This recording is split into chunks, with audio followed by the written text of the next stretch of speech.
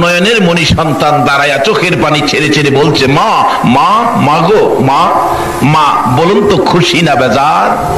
মা দেখবেন আশপুরুষী ঘরের মহিলাদেরকে জাগাবেন, চাচি আম্মা ঘুমিয়েছেন, খালাম্মা ঘুমিয়েছেন, উঠেন না, একটা মজার খবর শুনেন। কি খবর? আমার পোলায় 25 বছর পরে আজকে আমার মা কইয়া ডাকছে। কি কমু খালাম্মা?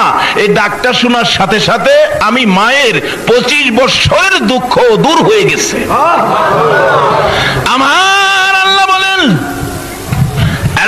দুনিয়ার মানুষ মায়ের মতো একটা দরদি যদি 25 বছরের দুঃখ এক ডাকে দূর করে দিতে পারে রে, মায়ের চাইতে কোটি কোটি গুণ দয়া বেশি আমি আল্লাহ।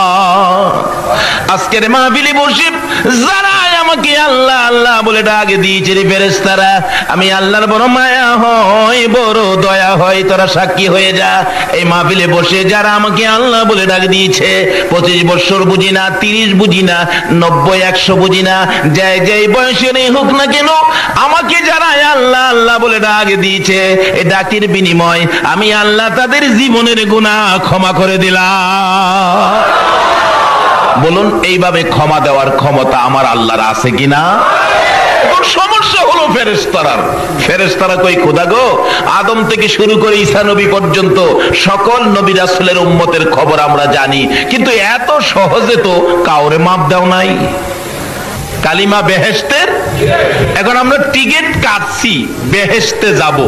আচ্ছা বলুন, এখন কি বেহেশতে যাওয়ার দায়িত্ব কি আমরার নাকি নবীজির? বেহেশতে যাওয়ার টিকিট কাটাইছে কে? নবী নিজে বলছে, মান ক্বালা লা ইলাহা ইল্লাল্লাহু ফাদাখালাল জান্নাহ।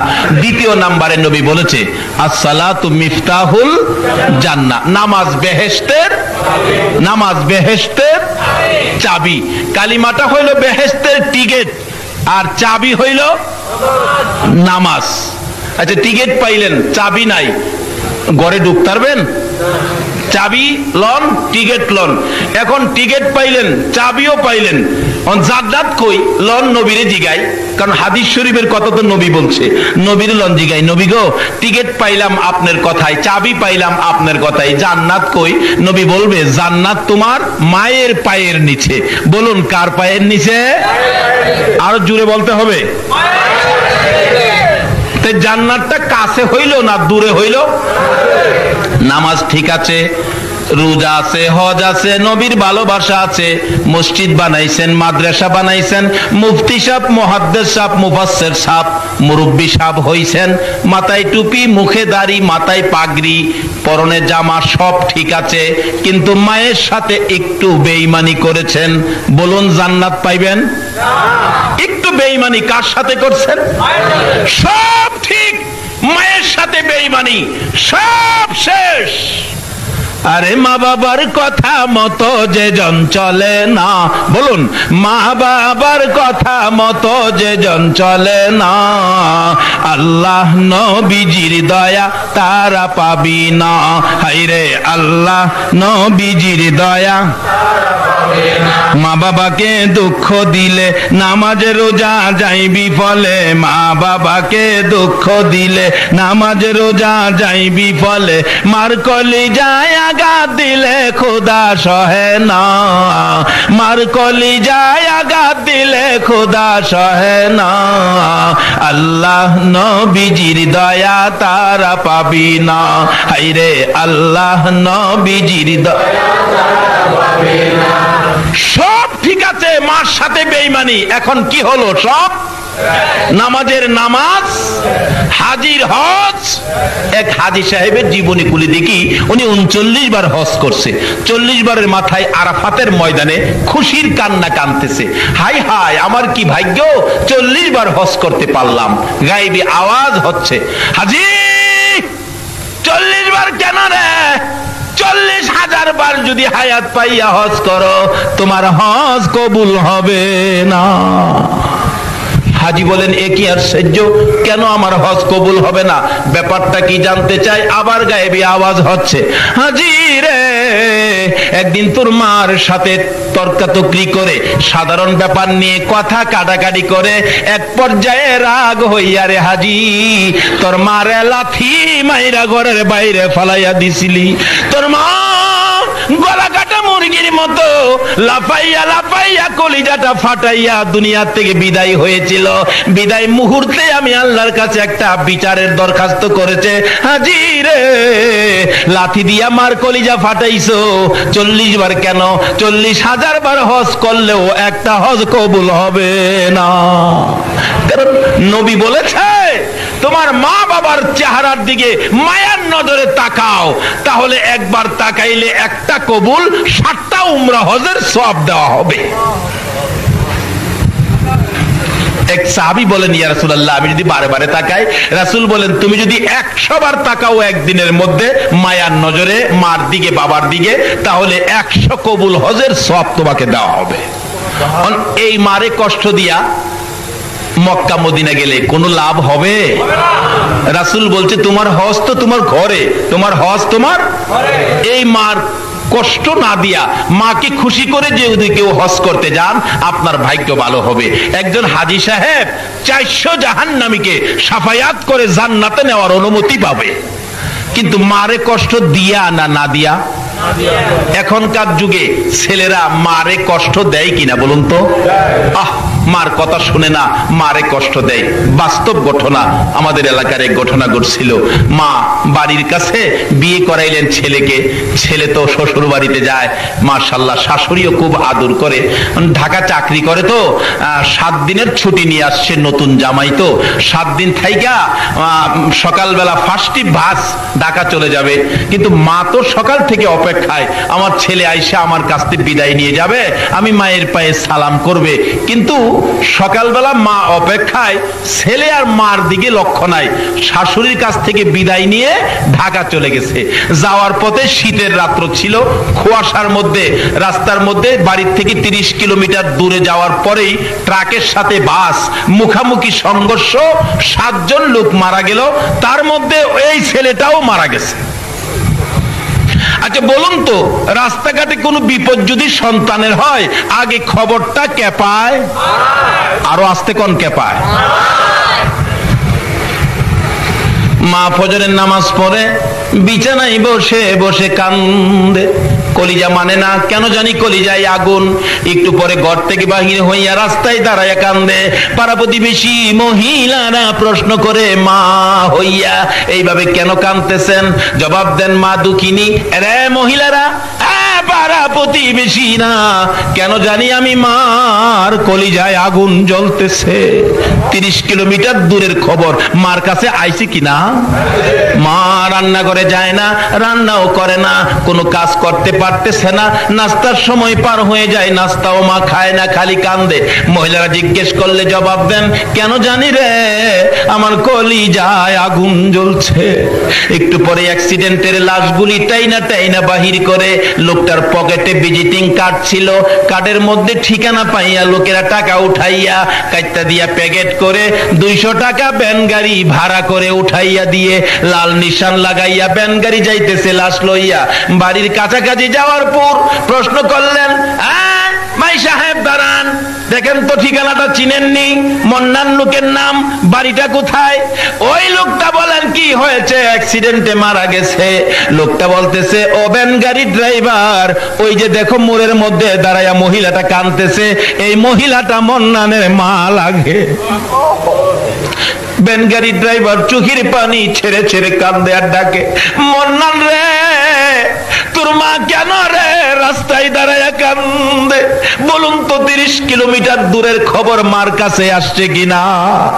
এই মারে কষ্ট দিও না, আমার নবীর শাফায়াত নসিব হবে না। দুঃখিনী মা রাস্তায় দাঁড়াইয়া কান্দে। ভ্যান গাড়িওয়ালা ওই মায়ের পাশে যাইয়া ডাকতেছে, আপনি কেন কান্দেন? আপনার ছেলের নাম কি মন্নান? ভ্যানগাড়িওয়ালা চোখের পানি ছেড়ে দিলেন। মন্নানের মা, আর কেঁদো না, এই যে তোমার মন্নান কাইত্তার প্যাকেটের মধ্যে অ্যাক্সিডেন্টে তোমার মন্নান মারা গেছে। সঙ্গে সঙ্গে মা বেহুশ হইয়া জ্ঞান হারা হইয়া চিত হয়ে জমিনে পড়ে গলা কাটা মুরগির মতো নাচতেছে। বেহুশ হয়ে যায়, জ্ঞান ফিরতেছে না। লোকেরা লাশটা নামাইয়া খুইলা দেখে মাথার মস্তক একবারে বাহির হইয়া সারা শরীর রক্তে লাল লাল হইয়াছে, জিহ্বাটা বাহির হইয়ে পড়ে আছে। মা মা বেহুশ হইয়া পড়ে আছে। মন্নানের খবর শুনে মাথায় পানি দিচ্ছে। কিছুক্ষণ পর মার জ্ঞান যখন ফিরে গেছে, মা একটা চিৎকার মেরে ডাকে, ও আমার পাড়া প্রতিবেশী না, ও আমার লোকেরা, আমার একটু জায়গা দে, আমি আমার মন্নানকে মন ভরে দেখবো। লোকেরা যখন সরে গেলেন, দূরে দূরে সরে গিয়ে রাস্তা করে দিলেন। দক্ষিণী মা দৌড়াইয়া যাইয়া মন্নানের দিকে তাকাইয়া দেখে রে রক্তে লাল হয়ে আছে, জিহ্বাটা বাহির করে দিছে। দক্ষিণী মা মৃত সন্তান আঞ্জায়া ধরে বুকের মধ্যে লাগাইয়া দুই গালের মধ্যে চুমাইয়া চুমাইয়া মা দরদি মন্নানের জিহ্বাটার মধ্যে চুমাইতেছে। বাবা মন্নান রে, কেন আমি মায়ের দোয়া নিয়া গেলি না? আজকে তুই বিদায় হয়ে গেলি, আমারে কি মা বলে আর ডাকবি না? আমি মা কার ডাক শুনে কলিজার আগুন নিভাবো। মরা ছেলে বুকে লইয়া, মৃত ছেলে বুকে লইয়া মা কান্দে। শাশুড়ি দূরে দাঁড়াইয়া নাকে কাপড় দিয়া রাখছে। যেই মা মৃত ছেলে বুকে লইয়া কান্দে গো, এই মার কলিজায় যারা আঘাত দিয়েছ, নামাজ রোজা হজ যাকাত মক্কা মদিনার ইমাম হইয়াও আল্লাহর জান্নাতে জায়গা হবে না। আমার আল্লাহ বলেছে নবীর কথা মানো। নবী বলেছে কালিমাটা বেহেশতের টিকেট, নামাজ বেহেশতের চাবি। উম্মতের রে, টিকেট লইয়া চাবি লইয়া কই যাবি? যারে তোর মার পায়ের নিচে যা, তোর মায়ের পায়ের নিচে তোর জান্নাত। আল্লাহ বলেছে নবীর কথা মানার জন্য। নবী বলেছে মায়ের পায়ের নিচে জান্নাত। বলুন কার পায়ের নিচে? এই মায়ের খেদমত করা দরকার আছে কিনা? এই মাকে কষ্ট দিলে নবীরে পাবেন? এই মাকে যদি দুঃখ দেন নবীর শাফায়াত নসিব হবে? এখন দুঃখ দেওয়ার মতো ছেলে আমাদের বাংলাদেশে আছে কিনা? শেষ একটি ঘটনা বলেই আমি দোয়া করে দিব। একটা ছেলে হলো মা, মাত্র একটা ছেলে। ছেলেটা হওয়ার আগে ছেলেটা বেঁচে আছে, মা নাই। মা আপনাকে আমাকে পেটে নিয়ে কত কষ্ট করছে। এই মারে কষ্ট দিলে আল্লাহর আরশ মানে না, আমার নবী শাফায়াত নসিব হয় না। আমি যে এলাকায় ইমামতি করতাম, এই এলাকার ঘটনা। বুড়া মানুষ তার মেয়ের জন্য একদিন আসরের নামাজের সময় মসজিদের দক্ষিণ পাশের জানালায় দাঁড়ায় কাঁদতেছে। গরিব ছিলেন, মেয়েটার বাচ্চা হবে তো, কিন্তু চিকিৎসার অভাবে মেয়েটা একবারে মৃত্যুর মুখে, পয়সা নাই, গরিব মানুষ। তার মা বুড়া মানুষ দরজায় দাঁড়ায় বলতেছে, মুসল্লি সাহেবান, আপনারা তো আমার এলাকার, আমার মহল্লার, আপনারা আমাকে একটু সাহায্য করেন। আমার মেয়েটার জন্য আপনাদের কাছে জীবন ভিক্ষা চাই। আমার মেয়েটা মারা যাবে ডেলিভারিতে, একটু সাহায্য আপনারা আমাকে করেন। আল্লাহ বলেছেন যারা অসহায় ব্যক্তি সাহায্যের জন্য হাত বাড়ায়, এই হাতের নিচে দিয়ে আমি আল্লাহর কুদরতি হাতটা বাড়াই। কিন্তু কেউ তাকে দিল না। মাগরিবের সময় সালাম ফিরাইয়া বললাম, এই লোকটা অসহায়, মহিলাটা এমন বিপদের মধ্যে সাহায্য চাইলো, কেউ দিলেন না, এটা কাজটা ভালো হলো? একজন মুরব্বী বলেন, বাবা কার জন্য কে রোজগার করে রাখছে, কে কারে দেয়? আমি বললাম ঠিক আছে, দেখি আমি ইমাম সাহেব, আমি মহল্লায় বাহির হব, দেখি আমারেনি কেউ দেয়, আমার সাথে কেউ যাবেন? ইংরেজি শিক্ষিত একটা লোক, হাই স্কুলের মাস্টার, উনি বললেন হুজুর আমি যাব আপনার সাথে। দুইজনে মিলে মহল্লার থেকে 35 কেজি চাউল তার সাহায্যের জন্য 750 টাকা উঠাইলাম। উঠায়া পাঠায়া বললাম হসপিটাল পাঠান। টাকার জন্য তাকে মরতে দেব না, হায়াত নাই, আমার কিছু করার নাই, আমি চিকিৎসার জন্য টাকা জোগাবো, তাকে পাঠান হসপিটালে। সরকারি হসপিটালে পাঠাইলে আমি সকালবেলা মক্তব ছুটি দিয়ে দৌড়ায় গেলাম, কি খবর দেখি। যায়া দেখি ডাক্তার দাঁড়িয়ে আছে, তার মা বাবা দাঁড়িয়ে আছে। জিজ্ঞাসলাম, ডাক্তার সাহেব কি খবর? ডাক্তার বলেন, দেখেন যে অবস্থা রোগী পাঠাইছেন, একবারে শেষ মুহূর্ত, এখন তো কিছু করা যাবে না, বাঁচানো সম্ভব হবে না। আমি বললাম, ডাক্তার সাহেব চিকিৎসা করেন, টাকার জন্য, চিকিৎসার জন্য আমি তাকে মরতে দেব না, মানুষের হাতে পায়ে ধরে আমি টাকা আনবো, চিকিৎসা করেন, গরিব মানুষ। ডাক্তার বলেন, তাহলে চেষ্টা করে দেখি দুইজনের একজন বাঁচানো যায় কিনা। যদি মা বাঁচাইতে চায় তাহলে বাচ্চাটা মারা যাবে, বাচ্চা বাঁচাইতে গেলে মা মারা যাবে। এখন তার গার্জিয়ান আপনারা পরামর্শ দেন, আমি কি বাচ্চা বাঁচাবো নাকি মা বাঁচাবো? ওই মহিলাটার মা বাবা বলতেছেন, ডাক্তার সাহেব, আস্তে করে বলে, ডাক্তার সাহেব আমার মেয়েটাকে বাঁচাইয়া দেন, অর্থাৎ মা বাঁচান, বাচ্চা মেরে ফেলেন। এমন সময় দেখি ওই বেহুশ মহিলাটা, জ্ঞান নাই, জ্ঞানটা ফিরলো, চোখ দুইটা খুলে চাইলো, চোখগুলি লাল, জর্জর করে চোখের পানি পড়ছে। ডাকতেছে, ডাক্তারের দিকে ইশারা করে, ডাক্তার সাহেব মায়ের কথা শুইনেন না, বাবার কথা শুইনেন না, 10 মাস 10 দিন কষ্ট করেছি আমি, ডাক্তার গো, দুইজনের একজন যদি মারতে হয় আমার সন্তান মাইরো না। ডাক্তার, তুমিও তো একটা মায়ের ঘর থেকে হয়েছো, তোমার মা তোমাকে প্রসবের সময় কত কষ্ট করেছে, ওই সময় তোমাকে যদি মেরে ফেলতো তুমি কি ডাক্তার হইতে পারতা? না, তোমার দুইটা পায়ে ধরি, দুইজনের একজন যদি মারতে হয় আমি মার জীবন শেষ করে দে, আমার পেটের সন্তান বাঁচাইয়া দে। আমার নবী বলেন, উম্মতরা রে, যেই মা নিজের জীবন দিয়ে তোমার জীবন বাঁচাইতে চাই, এই মায়ের পায়ের নিচে তোমার জান্নাত। মসজিদে নয়, মাদ্রাসায় নয়, মক্কা নয়, মদিনায় নয়, এই মায়ের পায়ের নিচে তোমার জান্নাত। নবীর কথা, এই নবীর কথা মানার জন্য কে বলছে? আল্লাহ। বলতেছিলাম শেষ কথা, দোয়া হয়ে যাবে, বাস্তব ঘটনা। এবার মহিলাটা বলতেছে, ডাক্তার আমাকে মেরে ফেলেন, আমার বাচ্চাটা বাঁচাইয়া দেন, আমি মা বেঁচে থাকবো, বাচ্চা মৃত হবে, আমি মা সইতে পারবো না। ডাক্তার বলেন, এত যখন আসার চেষ্টা করে দেখি দুজন বাঁচানো যায় কিনা। দরজা বন্ধ করে দিয়ে চিকিৎসা শুরু হলো। একটু পরে শোনা যায় ওয়া ওয়া করে কান্দে। আমরা খুশি, বাচ্চা বুঝি হয়েছে, কিন্তু ডাক্তার সাহেব দরজা খুলে বেরিয়ে গেলেন, দুইটা চোখের পানি জর্জর করে ছেড়ে দিয়ে বলেন, বাচ্চা হয়েছে ছেলে, ছেলের অবস্থা ভালো, কিন্তু মা বাঁচবে না। মহিলাটা কান্দে, তার বাবাও কান্দে, সবাই কান্দে, মেয়েটা মারা যাবে। আমি দরজার ভিতরে যাইয়া দেখি বাচ্চাটা, কি সুন্দর বাচ্চাটা, ওয়া ওয়া করে কাঁদতেছে। দুঃখিনী মা মাথাটা পর্যন্ত উঠাইতে পারে না, বাচ্চার দিকে তাকাইয়া দুইটা চোখের পানি ছাড়তেছে। মার দিকে তাকাই ইশারা করে, কথা আর বলতে পারতেছে না। মাকে বুঝাইতে চাই, মা গো তোমরা আমার বাবারে কোলে লও না, তোমরা যদি কেউ কোলে না লাও, দাও না আমার বাবারে আমার বুকে উঠাইয়া দাও না, কিন্তু বুঝাইতে পারে না। অবশেষে দেখি দুঃখিনী মা নিজের বাচ্চা নিজে কোলে নিতে চাইতেছে, দুইটা হাত বাচ্চার দিকে বাড়াইতে চায়, বাড়াইতে পারে না, শক্তি নাই, একবারে শেষ মুহূর্ত।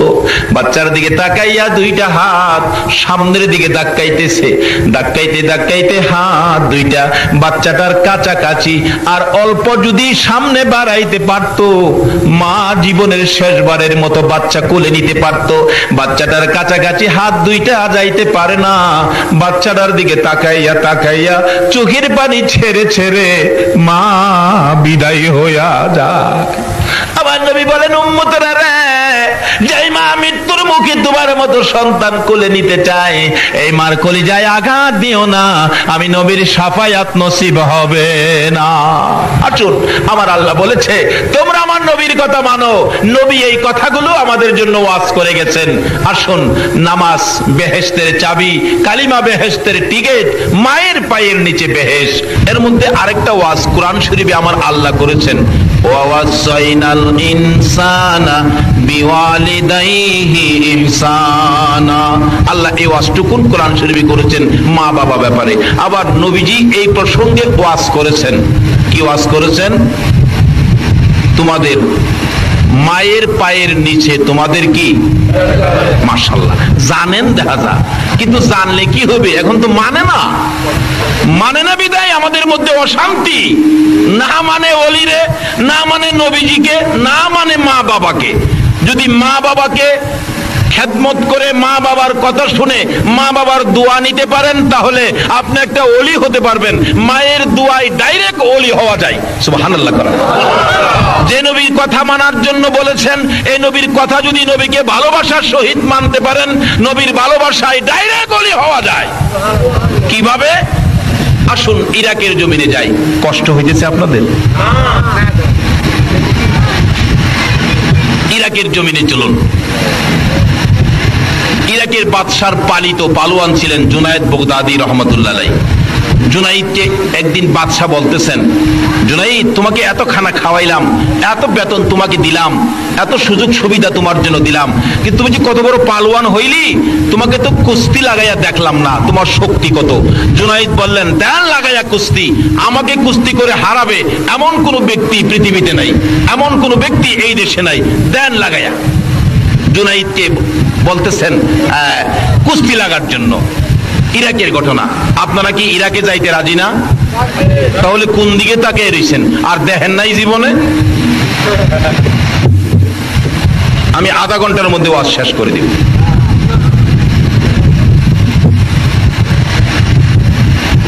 ঘোষণা করে দিলেন, আমার জুনাইদকে যদি কুস্তি লড়ে কেউ হারাইতে পারে, বুঝার জন্য বলছি, আমাদের দেশের টাকা 10,000 টাকা পুরস্কার। এমনি আওলাদে রাসূল, যেই নবী না হইলে কিছু হতো না, এই নবীর বংশের একটা লোক বাচ্চা কাচ্চা নিয়ে খুব কষ্টের মধ্যে আছেন, না খায়া দিন কাটে, 2 দিন 3 দিন কেটে যায়, চুলার মধ্যে আগুন জ্বলে না। এই গরিবী অবস্থার মধ্যে আওলাদে রাসূল দেখতেছেন ফুস্টার, জুনাইদকে কুস্তি লড়ে হারাইতে পারলে 10,000 টাকা পুরস্কার। আওলাদে রাসূল বাদশার কাছে হাজির হয়ে বললেন, হে বাদশা, আমি তোমার জুনাইদের সাথে কুস্তি লড়ব। আল্লাহু আকবার বলুন। জুনাইদের সাথে কুস্তি লড়ব। বেটা ঠিক মতে দাঁড়াইতেই পারে না, কিন্তু লোকটা হলো আওলাদে রাসূল, আমার রাসূলের বংশের লোক। বাদশা কয়, বেটা লড়বি নাকি মরবি? জুনাইদকে দেখছো? কোনা দেখি নাই। জুনাইদরে এক নজর দেখা যাও। জুনাইদকে দেখতে গেছে, যায়া দেখে বাবারে বাবা, কি বেটা হাতির মতো এক পালোয়ান বসা, আর আওলাদে রাসূল তো পেটে খানা না, একবারে জীর্ণ শীর্ণ দুর্বল লোকটা। যায়া জুনাইদকে দেখা বলেন, জুনাইদ, আমি তো তোমার সাথে কুস্তি লড়তে আসছি। জুনাইদ কয়, লড়তে আইছো নাকি মরতে আইছো? আমার হাতটা যদি তোমার উপরে ছেড়ে দেই, তুমি শেষ। আওলাদে রাসূল নবীর বংশের লোকটা বলতেছেন, জুনাইদ, নিয়ম অনুযায়ী কুস্তি লড়ো, যদি আমি মরে যাই মরে যাব, তাতে তোমার কি? ঠিক আছে, দিন তারিখ করা হলো, শুক্রবার দিন জুমার পরে জুনাইদের সাথে কুস্তি লড়বে। আরেক পালোয়ান আসছে। এবার সারা দেশের মানুষ ময়দানে নাইমা গেছে, জুনাইদের সাথে কুস্তি লড়বে। এই লোকটা জানি কেমন। দুইজন যখন মাঠে নামছে, জুনাইদ হাতির মতো, আর জুনাইদের সাথে যে কুস্তি লড়বে, হ্যাঁ একটা মশার মতো, কিন্তু লোকটা যে নবীর বংশের। সুবহানাল্লাহ। লেফারি বলতেছেন, এই বেটা, এই তুই যে লড়তে আইছস, জুনাইদের সাথে পারবি? ওই লোকটা বলতেছেন, লেফারি সাহেব, আপনার কাজ আপনি করেন, না পারলে আমার ব্যাপার, মরলে আমি মরবো, আপনার তো কিছু না। ঠিক আছে, তাইলে খেলো, খেলা দেখো জুনাইদের সাথে কত মজা। এবার আওলাদে রাসূল, আমার নবীর বংশের লোকটা জীর্ণ শীর্ণ, পেটে খানা নাই, চোখের পানিগুলি ছেড়ে দিয়ে বলতেছেন, জুনাইদ, তোমার সাথে কুস্তি লড়ার আগে 2টা কথা তোমার সাথে বলতে চাই। সুবহানাল্লাহ কর। জুনাইদ রে, 2টা কথা বলার সুযোগ দিবিনি। জুনাইদ বলেন, কি কথা বলবেন বলুন, অনুমতি দিলাম। লেফারি দূরে দাঁড়িয়ে আছে, জুনাইদের কানের গোড়ায় মুখটা লাগাইয়া আওলাদে রাসূল চোখের পানি ছেড়ে ছেড়ে বলতেছেন, রে জুনাইদ, আমারে চিনোনি? যেই নবী না হইলে জগৎ হতো না, তুমি হইতা না, আরশ কুরসি লৌহ কলম হতো না। আমি সেই নবীর বংশের লোক, আমি আওলাদে রাসূল। জুনাইদ রে, আমার বাচ্চাগুলো না খাইয়া 3 দিন পর্যন্ত ঘুমাইতেছে, আর আমি সহ্য করতে পারি না, বাচ্চাদের মুখের দিকে তাকাইলে আমার কলিজা মানে না। রে জুনাইদ, পারবিনি আজকে নবীর ভালোবাসাই আমি আওলাদে রাসূলের কাছে নতি স্বীকার করে আমাকে 10,000 টাকা পুরস্কারের ভাগী করে দিতে। জুনাইদ বলেন, লোকটা আমার কানে কানে বলতেছে, আমি তার কথাগুলি শুনতেছি এক কানে, আরেক কানে শুনতেছি মদিনার কামলেওয়ালা নবী মদিনার থেকে ডাকতেছে, জুনাইদ রে, পারবিনি আমার আওলাদের মুখে হাসি ফুটাইতে? সুবহানাল্লাহ।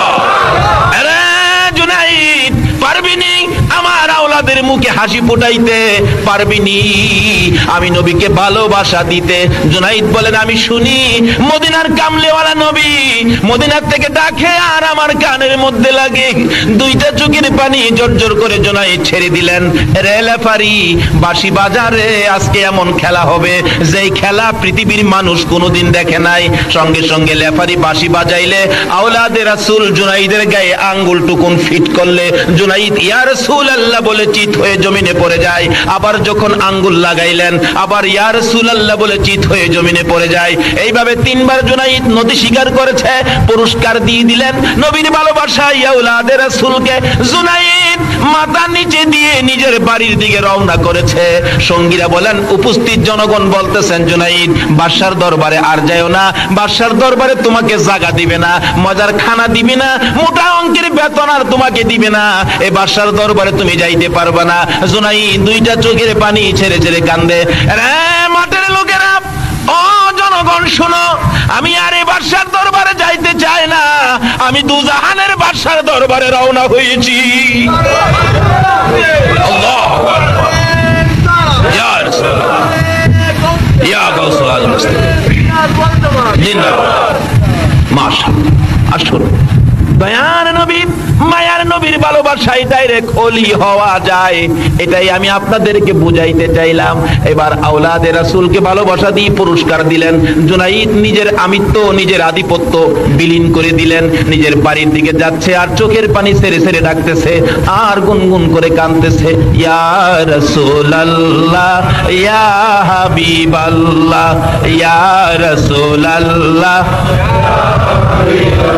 আমার মৌতের নিদান কালে থাকিয়ে নবী গো আমার শিয়রে, আমার মৌতের নিদান কালে থাকিয়ে নবী গো আমার শিয়রে, দেখিব আপনাকে দুই নয়ন বরে, ইয়া রাসূলুল্লাহ, ইয়া হাবিবাল্লাহ, ইয়া রাসূলুল্লাহ, ইয়া হাবিব।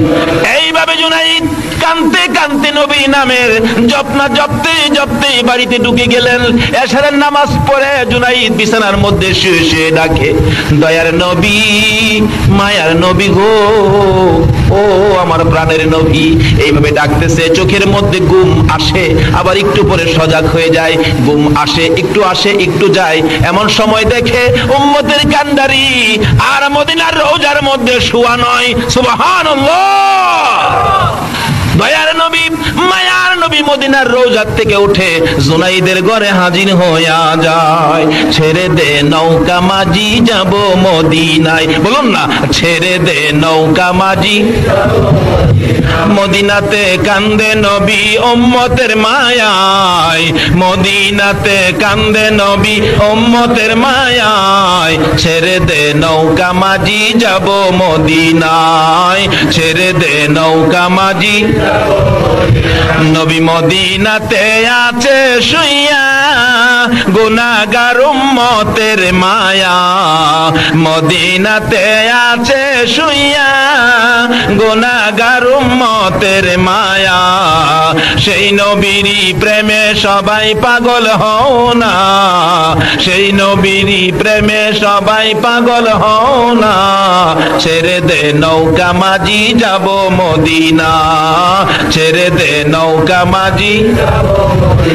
আল্লাহ নামের বর্ষা করি সারলাম নবীর প্রেমের তরি, বলুন, আল্লাহ নামের বর্ষা করি সারলাম নবীর প্রেমের তরি, দয়াল নবীর রওজা খানি আমায় দেখাও না, দয়াল নবীর রওজা খানি আমায় দেখাও না, ছেড়ে দে নৌকা মাঝি যাব মদিনা, ছেড়ে দে নৌকা মাঝি। খালি মুখে মুখে কইবেন নাকি আল্লাহ তৌফিক দিলে মদিনা যাইবেন? মদিনা যাইবেন? মদিনা গেলে একটা সদাই পাবেন মদিনার মার্কেটে, যেটা পৃথিবীর কোনো মার্কেটে পাওয়া যায় না। আউট অফ মার্কেট একটাই সদাই, একটাই মার্কেট, এটা হলো মদিনা। সদাইটা কি? রাসূল বলেছে, বলবো? রাসূল বলেছে মানজারা কবরি ওয়াজাবাত লাহু শাফাতি, যারা আমি নবীর রওজাটাও জিয়ারত করে গেছে তাকে শাফায়াত করে জান্নাতে নেওয়া আমি নবীর উপর ওয়াজিব হয়ে গেছে। মদিনার রওজা জিয়ারতকারী একটা মানুষ দেখা যেই কথা, একটা জান্নাতি মেহমান দেখা সেই কথা। যদি আল্লাহ তৌফিক দেয় যাবেন নি মদিনা? ও বাবা যুবকেরা, এখন থেকে সিগারেট না খায়া, আইসক্রিম না খায়া 2 টাকা 1 টাকা করে জমা করো মদিনার উদ্দেশ্যে। যদি তোমার ক্ষমতা নাও হয়, একদিন মদিনার কামলেওয়ালা নবী তোমার ভাঙ্গা ঘরের স্বপ্নে দেখা দিয়ে যাবে। আল্লাহ আমাদেরকে সেই জায়গায় কবুল করুন, সকলে বলুন আমিন। বলতেছিলাম জুনায়েদ বাগদাদী বলেন, আমি তো আমার ঘুমের ঘরে ঘুমিয়ে আছি, আমি দেখি মদিনার কামলেওয়ালা নবী আয়েশা আমারে ডাকতেছে, জুনায়েদ, আল্লাহু আকবার, জুনায়েদ আজকে খেলার মাঠে কি খেলা খেলেছো? আমি নবী মদিনায় শুয়ে থাকতে পারলাম না। জুনাইদ রে আয় আমার পাশে আয়, আজকাল থেকে তুই পালোয়ান জুনাইদ নয়। নবীজি একটা রুমাল মুবারক জুনাইদের মাথার মধ্যে পেঁচাইয়া বাঁধতেছে আর বলতেছে, আজকাল থেকে তুমি আউলিয়াদের মাথার তাজ, তাজুল আউলিয়া জুনাইদ। নবীর ভালোবাসায় ডাইরেক্ট ওলি হওয়া যায়। জোরে জোরে কন্যা সুবহান। ইয়া রাসূলুল্লাহ জিন্দাবাদ, জিন্দাবাদ, জিন্দাবাদ, জিন্দাবাদ। মাশাআল্লাহ। বলতেছিলাম ওলি হইতে গেলে রাস্তাগুলি কত যে সহজ। নবীর ভালোবাসায় ডাইরেক্ট ওলি হওয়া যায়। আরেকটা ওলি হওয়ার রাস্তা হলো মায়ের দোয়ায়। বলুন কার দোয়ায়? আরো জোরে বলুন কার দোয়ায়? কোরআন শরীফে মায়ের ওয়াজ করেছেন, বাবার ওয়াজ করেছেন আমার আল্লাহ। ওয়াসাইনাল ইনসানা বিওয়ালিদাইহি ইহসানা। আল্লাহ ওয়াজ করেন আমরা যেন আমাদের মা বাবার সাথে ভালো ব্যবহার করি। বলুন মা বাবার সাথে কি ব্যবহার? আচ্ছা এখন কি মা বাবার সাথে ভালো ব্যবহার আছে? আমি যে এলাকায় ইমামতি করতাম, এটা ময়মনসিংহ বাজিতপুর এলাকায়, আপনার বাজিতপুর, হ্যাঁ মাশাআল্লাহ এ ভাই সব চিনে দেখা যায়। বাজিতপুর ইমামতি করতাম তো, এক মজার ঘটনা। বাপ বেটায় ঝগড়া লাগছে। বাবা ঝগড়া লাগিয়া ছেলেরে বলতেছে, তোমাকে সেট আপ। পুলাই বাবারে কো আপনারে ডবল সেট আপ। আসেনি এই যুগ অহন বর্তমানে? অথচ মা বাবার সাথে কি ব্যবহার! আল্লাহু আকবার। কোরআন শরীফ খুলে দেখুন, মা বাবা যদি তোমাকে মারে, মা বাবার সামনে উহ আহ এহ উহ ই এরকম করে কান্নাকাটি করো না, তোমার মা বাবা কষ্ট পাবে। মা বাবা মারলে দূরে গিয়া কাঁদো, সামনে না। নামাজ পড়বেন, রোজা রাখবেন, হজ করবেন, যাকাত দিবেন, নবীর আশিক হবেন, ওলির পাগল হবেন। যদি মার সাথে বেঈমানি করেন তাহলে সব শেষ। সব কি শেষ?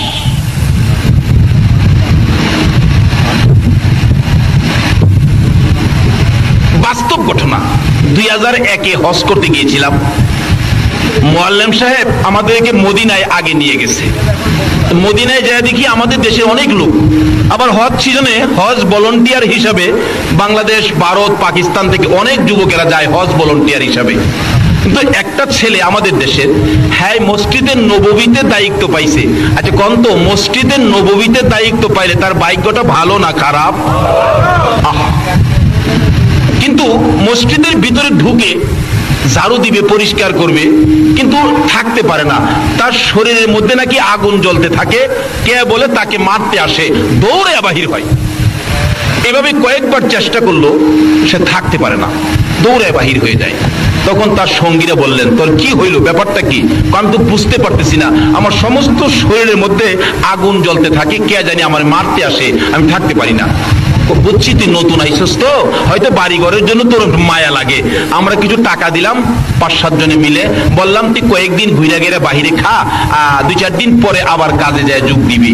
ঠিকই 2-4 দিন পরে আবার যোগ দিছে, কিন্তু কি শান্তি তো আসে না, অশান্তি। আগুন জ্বলতে থাকে, ভিতরে ঢুকলে কে জানি ঘাড় ধরে বের করে দেয়। রাত্রের বেলা সকলে বসলো, বাঙালি যারা যারা আছে, ব্যাপারটা কি এত ভাগ্যবান চাকরি মসজিদে নববীতে, নবীর রওজার পাশে, কি ভাগ্য, কিন্তু তুমি থাকতে পারো না। কারণটা কি? ওই বাংলাদেশের ছেলেটা 2001-এর ঘটনা, কানতেছে আর বলতেছে যুবকটা, সঙ্গীরা রে আমারে দেশে পাঠায় দাও, আমি এখানে চাকরি করতে পারবো না। কেন? আমি মসজিদে নববীতে হজ ভলান্টিয়ারের দায়িত্ব পাইয়া যেদিন বাংলাদেশ থেকে বিমানে উঠছিলাম, বিমানে উঠার 8 দিন আগে আমার মারে একটা লাত্তি মারছিলাম। বলুন, বাংলাদেশে যদি মারে লাত্তি দেয়, মদিনার কামলিওয়ালা নবী খবর পায় কিনা? এই লোকটাকে কি নবী জায়গা দিবে? আমার নবী জীবনে কোনদিন বাবার মুখ দেখে নাই। 6 বছর বয়সে আমার নবী কান্দে, মায়ের গলায় ধরে, মা মা মাগো, মা আমার মনের দুঃখ কে সামলাবে? কি দুঃখ বাবা? তোমাকে কি কেউ মারছে? না। তোমাকে কি কেউ গালি দিছে? বাবা মুহাম্মদ, যদি তোমার কেউ গালি দেয়, মক্কা নগরীর বিচার আচার করে তোমার দাদা আব্দুল মুত্তালিব, তুমি বলো তোমার কে গালি দিছে? কার দেওয়া ব্যথায় তুমি কেঁদেছো? এখন তোমার দাদাকে দিয়ে ডাকাইয়া কঠোর বিচার করব। কিন্তু আমার আপনার নবী, শিশু নবী, 6 বছর বয়স, মায়ের গলায় ধরে কান্দে, মা গো, কেউ আমারে গালি দেয় নাই, কেউ আমারে ব্যথা দেয় নাই, তাহলে তুমি এইভাবে কেন কান্দো? মা, আমি জানতে চাই মক্কার সকল ছেলেরা বাবা কইয়া ডাকে, আমি তো জীবনে কোনোদিন বাবা কইয়া ডাকতে পারলাম না। মা গো, আমি আমার বাবার ব্যথাই কান্দি, বলো না আমার বাবা কই আছে? আরে জন্ম হয়ে শিশু নবী বাবা দেখে নাই, জন্ম হয়ে শিশু নবী বাবা দেখে নাই, এতিম হয়ে দয়াল নবী আসলো দুনিয়ায়। বলুন, এতিম হয়ে, এতিম নবী একা ঘরে, কেউ তো আদর করে না রে, এতিম নবী একা ঘরে, কেউ তো আদর করে না রে। আরে নিজে খুদা যাহার জন্য পাগল হইয়া যায়, নিজে খুদা যাহার জন্য পাগল হইয়া যায়, এতিম হয়ে দয়াল নবী আসলো দুনিয়ায়। হাইরে এতিম হয়ে দয়াল নবী, বলতেছিলাম দয়ার নবী, মায়ার নবী, মায়ের গলায় ধরে যখন কান্দে, মাগো আমি কান্দি একটা ব্যথা, সেটা হলো আমার বাবা কই? আমি তো জীবনে কোনোদিন বাবা বলে ডাক দিলাম না, জীবনে আমি কোনোদিন বাবার কোলে উঠলাম না। বাবারে মায়া করে, বাবা কই গেল, বাবার আমি দেখলাম না, কোলে উঠলাম না, এই কান্দা, এমন কান্দা কান্দতেছে। মা আমেনা বললেন, বাবা গো, তোমার বাবার খবর আমি দিতে পারবো না। আমেনাও কান্দে, মা কান্দে, আমেনাও কান্দে, সন্তান মুহাম্মদও কান্দে, নবী কান্দে, নবীর মা কান্দে। এমনি সময় নবীর আদরের দাদা আব্দুল মুত্তালিব কান্দার আওয়াজ শুনে দৌড়ায় আসছে, বৌমা আয় আমেনা, তুমি কেন কান্দো? আমার নাতি কেন কান্দে? এমনি করে দয়ার নবী, মায়ের নবী দৌড়ে যাইয়া দাদার গলায় আঞ্জাইয়া ধরেছে। দাদা গো, মার গলায় ধরে প্রশ্ন করেছি আমার বাবা কই? মা খালি কান্দে, কিছু কয় না। দাদা গো, তোমার গলায় ধরে তোমার কাছে জানতে চাই আমার বাবা কই? আমি দি বাবার কোলে উঠলাম না। আব্দুল মুত্তালিব কান্দে আকাশের দিকে তাকাইয়া, আকাশের মালিক, আমার নাতিরে আমি কি দিয়া বুঝাইবো? অবশেষে আব্দুল মুত্তালিব বলতেছেন, বৌমা তুমি একটা কাজ করো। কি কাজ? বাবার ব্যথায় যখন আমার নাতি কান্দে, তার বাবার কবরটুকুন একটু দেখায়া নিয়ে আসো। আব্দুল মুত্তালিব উম্মে আইমানকে দিয়ে মোট 5 জনের কাফেলা করে পাঠাইলেন। যাইতেছে মদিনায়, যাইতে যাইতে লম্বা ঘটনা সংক্ষেপ করলাম, মদিনায় যাইয়া খাজা আব্দুল্লাহর কবরের পাশে আমেনা দাঁড়াইয়া দাঁড়াইয়া কান্দে। একটু পরে পরে আমার নবী মার চোখের পানিগুলি মুছে মুছে প্রশ্ন রাখে, মা এখানে দাঁড়াইয়া কেন তুমি কান্দো? আমেনা টাইনা টাইনা সন্তান বুকে লাগাইয়া জবাব দেন, বাবা গো তুমি না বাবার ব্যথায় কাঁদছো, এই কবরের ভিতরে তোমার বাবা আব্দুল্লাহ ঘুমিয়েছে, তুমি বাবা কইয়া ডাক দাও, দেখি তোমার বাবারই একটু মায়া করে। দয়ার নবী মায়ার নবী প্রথম মাথার পাশে বসে বসে ডাকতেছিলেন, আব্বু আব্বু গো, আব্বু তোমার কি মায়া নাই, আমার একদিন কুলে নিলা না গো বাবা। সন্তান কুলে লইয়া কত বাবা মক্কা নগরীতে ঘুরে, কত সন্তান বাবার কোলে উঠে, আমি একদিন তোমার কোলে উঠলাম না, উঠো না তুমি আমারে কোলে নাও না। মাটির ভিতর থেকে কিভাবে উঠবে, ডান দিকে বসে গেলেন, বসে বসে কাঁদতেছে ডাকতেছে, বাম দিকে চলে গেলেন, বসে বসে কাঁদতেছে ডাকতেছে, পায়ের দিকে যাইয়া মাটির মধ্যে আমার নবী দুইটা হাত লাগাইয়া ডাকে, বাবা এত নিষ্ঠুর কেমনে হইলা গো, উঠো না একবার আমারে কোলে নাও না। কিতাব বলেন খাজা আব্দুল্লাহ কবর থেকে ডাকতেছে, রে আকাশের মালিক, জমিনের মালিক, হায়াতের মালিক, মওতের মালিক, আমার বাবা মোহাম্মদ, বাবা কইয়া কান্দে আমি সইতে পারি না, আমার কবরের মাটি সরাইয়া দে, আমি আমার বাবারে একবার কুলে লইয়া দেই। আমার আল্লাহ বলেন, না না এ খাজা আব্দুল্লাহ তোমার কোলে নিতে হবে না, তুমি ঘুমিয়ে থাকো, তোমার এতিম সন্তানকে তামাম পৃথিবীর মানুষের কাছে আমি আল্লাহ পৌঁছে দিব, দেখাইয়া দিব, বলে দিব। যদি এতিম বলেও যদি তোমার এতিমকে যদি কেউ ভালোবাসে, ও খাজা আব্দুল্লাহ আমি আল্লাহ কথা দিলাম, এই এতিম বলে যদি কেউ এতিম নবীকে ভালোবাসে, আমি আল্লাহ তারে ভালোবাসবো। জোরে জোরে কন্যা সুবহানাল্লাহ। আমার নবী কাঁদতেছে, কিন্তু কই মাটি কাঁপতেছে, খাজা আব্দুল্লাহ কোলে নিল না। অবশেষে মা আমেনা টাইনা টাইনা কোলে লইয়া ডাকতেছে, মা ডাকতেছে, বাবারে এইভাবে আর কাঁদলে কি লাভ হবে। আমার আল্লাহ বলেন, বন্ধু গো যেইভাবে তুমি বাবার কবরে কাঁদছো, এইভাবে তোমার উম্মতেরা যদি বাবার কবরে যাইয়া কান্দে, কথা দিলাম এক ফোঁটা চোখের পানি যদি তোমার মতোই আমারে কোনো সন্তান বাবার জন্য দেখাইতে পারে, এই চোখের পানির বিনিময়ে তার বাবাকে আমি জান্নাতে পৌঁছাইয়া দেব। মায়ার নবী মায়ার নবী মার কোলে উঠে গেল, মা টাইনে টাইনে কোলে লইয়া রওনা হলেন মক্কার দিকে, আবার চলে আসবেন। আবওয়া নামক স্থানে আসার পর আমেনা ডাকতেছে, উম্মে আইমান রে আমি হাঁটতে পারি না, আমার তো জ্বর আইসা গেছে, তাবু টানাও। তাবু টানাইলে তাবুর ভিতরে শুইয়া আমেনার জ্বর খালি বাড়তে থাকে, শরীরের অবস্থা খুব খারাপ হয়ে গেলে দুইটা হাত বাড়াইয়া ডাকতেছে, আমেনা উম্মে আইমান কই রে, আমার মোহাম্মদ কই, আমার বুকে উঠাইয়া দে। দয়ার নবী মায়ার নবী শিশু নবীকে আমেনা কোলে লইয়া দুইটা গালে চুমাইয়া চুমাইয়া ডাকে, বাবা মোহাম্মদ বাবা খুঁজতে যাইয়া আজকে বুঝি মা হারাইয়া ফেলবা, আমার মন বলে আমি বাঁচবো না। দয়ার নবী মায়ার নবী মার দুই গালে চুমাইতেছে, মা গো এমন কথা বলো না, তুমি যদি মরে যাও আমি কার সাথে ঘুমাবো, কে আমারে বাবা কইয়া ডাকবে, কে আমারে আদর করবে, কে আমারে মায়া করবে, আমি কারে মা বলে ডাকবো।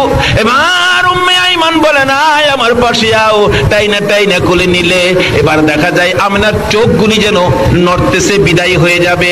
দৌড়ে যাইয়া আমার নবী শিশু নবী মায়ার নবী দয়ার নবী মায়ের গলায় আঞ্জায়া ধরেছে, এবার সন্তান বুকে লইয়া মা আমেনাও বিদায় হইয়া যায়।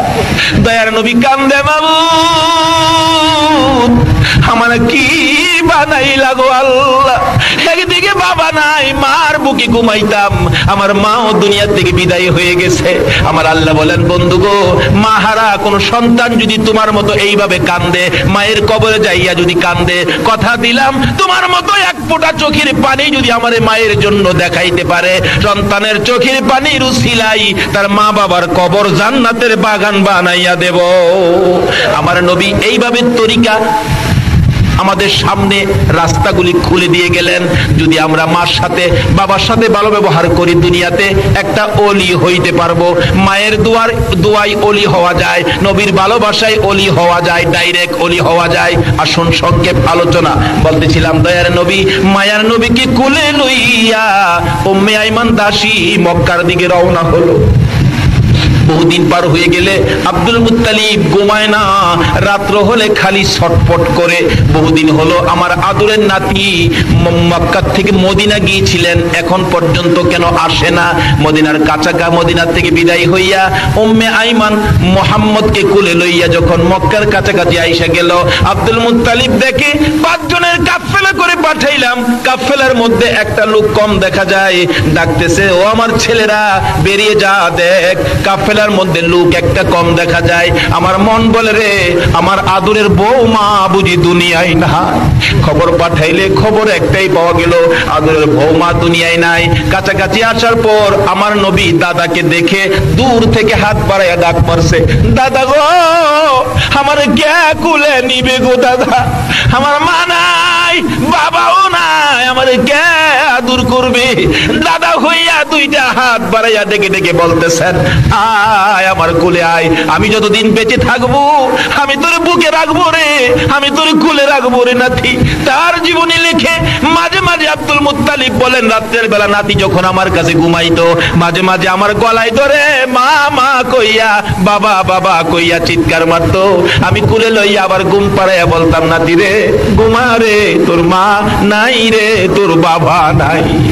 এইভাবে মা হারা বাবা হারা হইয়া আমার নবী কত কান্দা কাঁদছে।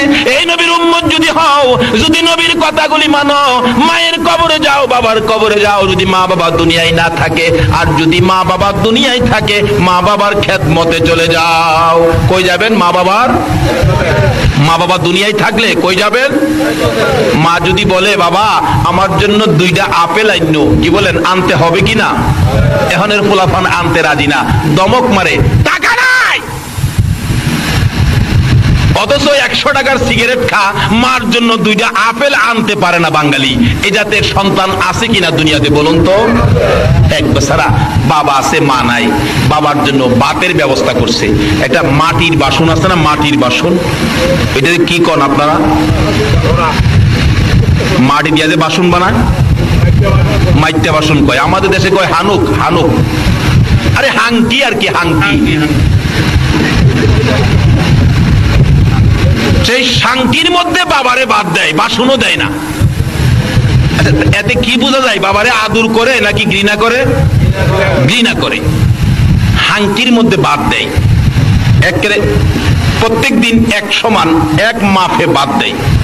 বাবা তো বুড়া মানুষ, একদিন ভাত খাইছে, পেটটা ভরে নাই, বাসনটা হাতে নিয়ে কাঁদতেছে, কাঁদতে কাঁদতে অস্থির। তার নাতি ছিল, আদুরের নাতি। নাতি বলতেছেন, দাদা তুমি কাঁদো কে? দাদা কই, কাঁদি রে ভাই, যে ভাত দিছে, ভাত খায়া তো আমার পেট ভরে নাই, আর 4টা ভাত হইলে ভালো হইতো, এই জন্য কাঁদি। বর্তমানের অবস্থান বলছি। নাতি কো, দাদা দাও, আমার কাছে দাও, আমি ভাত নিয়ে আসি তোমার জন্য। কয় না, তুমি আবার ভাত চাইতে গেলে আবার নিয়ে সন্ধ্যার সময় ভাত বন্ধ হয়ে যা, দরকার নাই, যা খাইছি তাই, আর দরকার নাই, সবুর পেয়ে আছি। নাতি চালাক, বাচ্চা ছেলে খুব চালাক। হ্যাঁ, মাটির বাসন লইয়া দৌড় মারছে, উঠানে যাইয়া বাসনটা ইচ্ছা করে হাত থেকে ফালাইয়া ভেঙে ফেলছে। বাইঙ্গা হ্যাঁ নিজেই কাঁদতেছে, তার মা বাবা 2 জন বেরিয়ে আসছে। আব্দুল আলী, কান্দোস কে বেটা? আব্বা কান্দি, বাসনটা যে ভাঙ্গা গেল এই জন্য তো কান্দি। বাসন একটা ভাঙছে বেটা, মাটির বাসন 10টা নিয়ে আমু, কান্দকে আয় আমার কোলে আয়। কয় না, কোলে যাবো না, আগে কাইন্দা লই। কেন কাঁদবি? মাটির বাসনটা যে ভাঙছি। আরে একটা বাংশ 10টা নিয়ে আমু, এটা কয় টাকার ব্যাপার? না, এই বাসনের জন্য না, আমি যে দাদার বাসনটা ভাঙছি। তুমি তোমার বাবারে যে এই বাসন মাইপা ভাত দিতা, আমি বড় হইয়া এই নাতে যাওয়া হবে না। সব শেষ কথা। মা বাবার সাথে আজকালকার দিনে যে কি ব্যবহার করে, আমার জানা ঘটনা, আমি যখন চাকরি করতাম, এলাকার ঘটনা, কি সুন্দর ঘটনা দেখেন।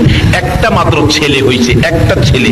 ছেলে হওয়ার পরে ছেলের বাবা মারা গেছে, মা বাচ্চাটা কোলে লইয়া কান্দে। আমি যদি অন্য জায়গায় বিবাহ বসি, এই ছেলেটারে তো রাখবে না, বের করে দিবে। বাবা বলে ডাক দেওয়ার সুযোগ নাই, মা কইয়াও ডাক দিতে পারবে না, না বিয়ে বসবো না। একটা বাচ্চার দিকে চায়া মহিলাটা সব শেষ করে দিলেন। আরবি লেখাপড়া জানতেন, বাড়ি বাড়ি প্রাইভেট পড়াইতেন, কোরআন শরীফ পড়াইতেন।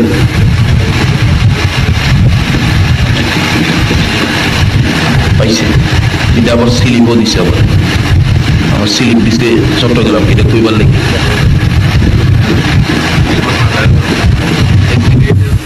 আচ্ছা, মাশাআল্লাহ মাশাআল্লাহ। যাই হোক, যেটা বলতেছিলাম এটা বলে শুনছেন আপনারা। আবার আমার কাছে স্লিপও গেছে এই ঘটনাটা কইবার জন্য, এর লেগে যাইতেছিলাম এই ঘটনা। যাই হোক, যদি শুইনা থাকেন তাহলে আর দরকার নাই। কিন্তু মা বাবার সাথে যে এই আচার আচরণ করে এমন লোক এখনো আমাদের বাংলাদেশে আছে কিনা বলুন। তাহলে এটা যখন শুনছেন এটা বাদ দেন, এটা বাস্তব ঘটনায় আসেন। একটা লোক, গরিবের ছেলে, বাবা গরিব, মানুষের বাড়িতে কাজ করে। এটা আমার আশপাশের মধ্যে ছিল ঘটনাটা। কিন্তু এখন একটা ছেলে বেঁচে আছে, তার বংশের সব মরে গেছে। আপনার ওই মানুষের বাড়িতে কাজ করে, কিন্তু ছেলেটারে বিয়ে করাইলেন। বিয়ে করানোর 8 দিন পর জুট মিলে চাকরি করতো ছেলেটা। 8 দিন পরই কইতাছে, মা আমার ভবিষ্যৎ আছে, তোমরারে খাওয়াইলে আমার ভবিষ্যৎ নষ্ট হয়ে যাবে। মারে খাওয়াইলে বলে হ্যাঁ ভবিষ্যৎ নষ্ট হয়ে যাবে। এই আচার আচরণ করে নামাজ পড়লে কি লাভ হবে? রোজা রাখলে, মুফতি মুহাদ্দিস মুফাসসির হইলে কিচ্ছু লাভ হবে না। মা বাবার মন খুশি না করে আপনি মসজিদে যাবেন, নামাজ পড়বেন, আল্লাহ আল্লাহ রাসূল খুশি হবে না। মা বাবার মন খুশি না করে আপনি মসজিদ বানাবেন, মাদ্রাসা বানাবেন, কিচ্ছু লাভ হবে না। এই ছেলেটা বলতেছেন, মা আমার ভবিষ্যৎ আছে, আমি আর তোমাদেরকে খাওয়াইতে পারবো না। মা বলেন, বাবা আজকেই এই কথা বললি আমারে খাওয়াইতে পারবি না? তোর বাবা কত কষ্ট করে তোরে বড় করেছে, লালন পালন করেছে, আমারে খাওয়াইতে পারবি না? কনা পারবো না। অবশেষে কি করবে, আলাদা হয়ে গেছে।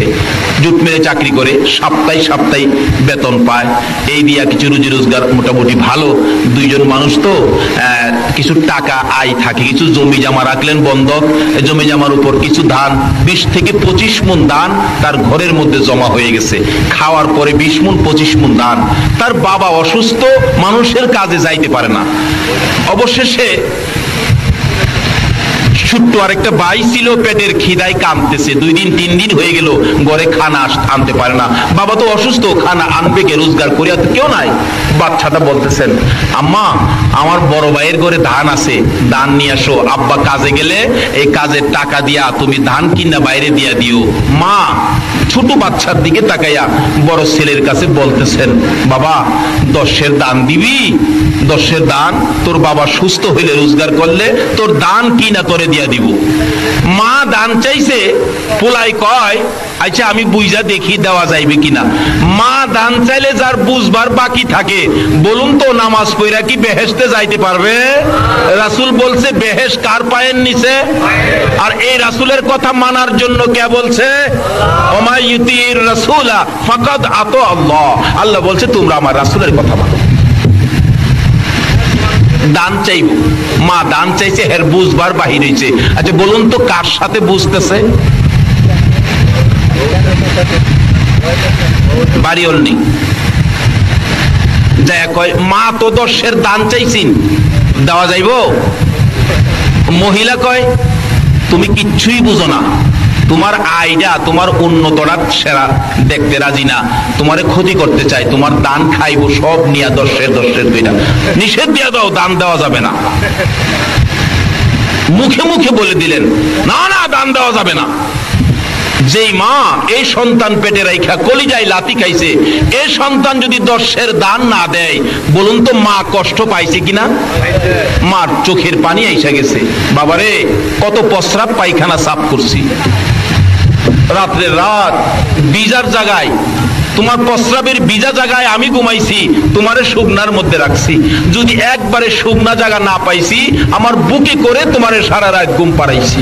আজকে আমারে 10 কেজি দান দিলা না। মার চোখে পানি আইসা গেছে, কানতে কানতে ঘরে ঢুকলে তার বাবা জিগায়, কাদকে? কাদি তোমার পোলা আমারে 10-এর দান দিল না। আরো কয় দান খাইয়া বলে হ্যাঁ শেষ করবো। বাবাই কয় বড় পোলা, এত আদর করি, মানুষের বাড়ির কাজ করি, সন্ধ্যার সময় বাড়িতে আসতে খালি হাতে কোনোদিন আসি নাই, একটা কমলা হইলেও নিয়ে আসছি। আইসা যদি দেখছি পোলা ঘুমাইছে, কমলাটা ছিলাইয়া ঘুমেতে উঠাইয়া খাওয়াইছি, না হয়তো আমার ঘুম হইছে না। এই পোলা 10-এর দান দিল না। বাবাও কান্দে, মাও কান্দে। আমার আল্লাহ কয় আর কান্দিস না, তোদের চোখের পানি তোর সন্তানের জন্য গজব বানাইছি। আচ্ছা বলুন তো, মা বাবার চোখের পানি যদি সন্তানের জন্য গজব হয়, এই গজবতে বাঁচাইবার ক্ষমতা পৃথিবীর কারো আছে? কোন আলেম উলামার আছে? পীর সাহেবের আছে? নাই। গজব আজ থেকে 30 বছর আগে কথা বলছি, 30-31 বছর আগের কথা। গজব কি গজব?